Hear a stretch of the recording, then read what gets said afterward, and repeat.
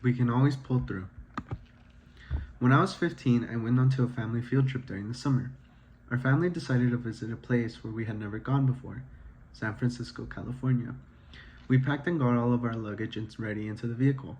We were so excited for this trip because we had never gone as far as Idaho, so to visit California became a huge step up for my family. On our way there, we stopped at many different landmarks, visiting little areas and eating many different foods. It was a 16-hour drive, so once we finally arrived, we went to sleep in the hotel we stayed at, excited for the next day. The next day was filled with us being amazed at how truly big San Francisco was. We visited a beach, which was something I had never done before. All this experience made us have a wonderful time, and we became so distracted in our fun, sadly, a little too distracted. Just as night was approaching, we decided to make the choice of going to see the San Francisco Bridge with all of its lights from a viewpoint. We got into the car and drove to the closest viewpoint. As we started to reach the viewpoint, we saw many warning signs that stated, "Keep all of your valuables with you." Warning. The more we went up to the road, we started to notice that all the warning signs started to become more constant and noticeable more and more as time went on.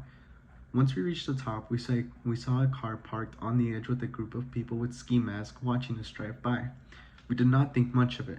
We kept driving and found a parking spot. Once we parked, we all got out of the vehicle and went to the viewpoint. We all had a feeling in our gut telling us that this was not the best idea, but we proceeded either way. We started to take pictures on the viewpoint of the bridge, but nothing felt right. The negative feeling was still there. We soon realized after just 2 minutes it was best to get back into the vehicle. We walked until we reached the vehicle, and the most gut-wrenching feeling hit our stomachs at that moment.